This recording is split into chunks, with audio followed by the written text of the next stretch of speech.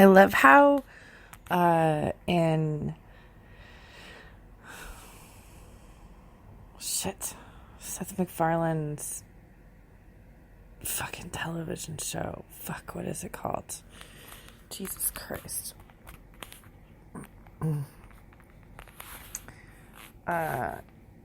Seth MacFarlane's new show. What's it called? Fuck.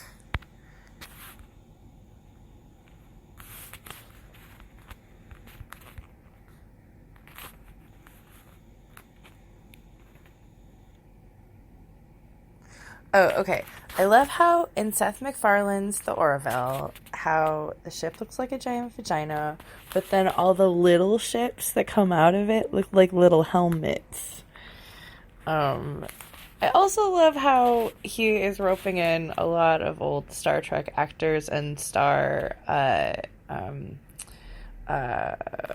what's it called? Stargate actors into. It's like he's such a fanboy. He's such a science fiction junkie, and so am I. And so I love the fact that Deanna Troi is running the fucking daycare on the Orville, and I love the fact that I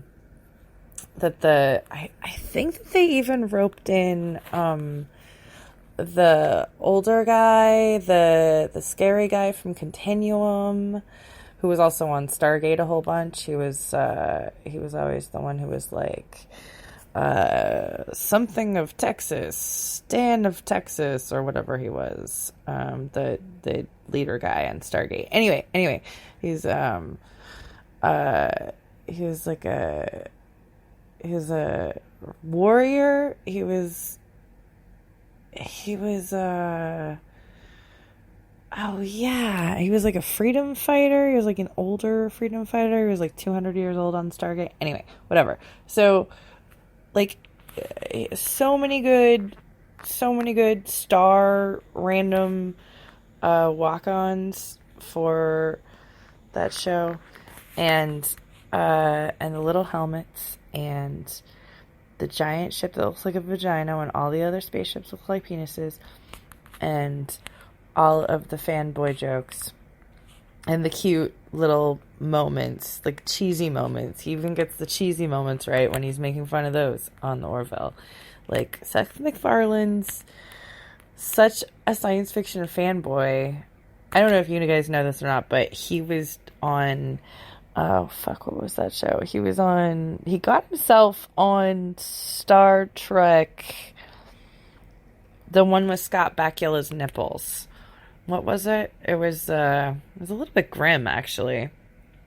And it had that Vulcan who, my sister pointed out, really acts like a Betazoid. She doesn't act like a Vulcan, she acts like a Betazoid. Which one was that? Anyway, it was the Scott Bakula nipples Star Trek.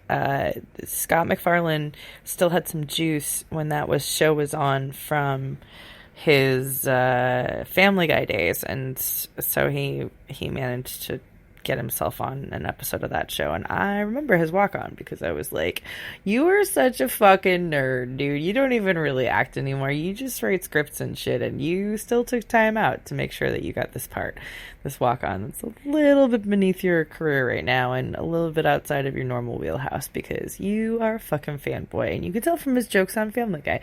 But you can super, super, super tell from the Orville show because there are so many great Star Trek, Stargate, other TV show jokes that I love. It feels like one big, long, running joke.